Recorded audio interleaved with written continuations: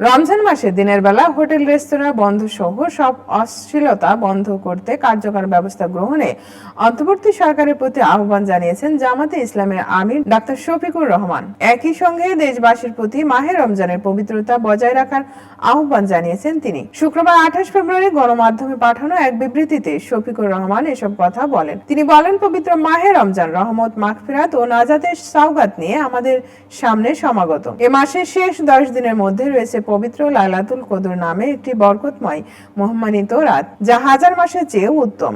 এ মাসে তাকওয়া, সহনশীলতা ও পরস্পরের প্রতি সহানুভূতি প্রদর্শনের মাস। জাতি এমন এক সময় পবিত্র মাহে রমজান পালন করতে যাচ্ছে যখন দেশ ফ্যাসিস্টবাদ থেকে মুক্ত হয়েছে। দীর্ঘ 15.5 বছরের জগদল পাথরের মতো চেপে বসা জালিমের হাত থেকে মুক্ত হয়ে দেশের জনগণ মুক্ত বাতাসে শ্বাস নিতে পারছে। তিনি আরো বলেন, দেশের নাগরিকরা ভোট অধিকার সহ সকল মৌলিক মানবাধিকার ফিরে পাবার প্রত্যাশায় আছে। অন্যদিকে পতিত স্বৈরাচারের দোসররা দেশকে অস্থিতিশীল করায় পায়তারা করছে।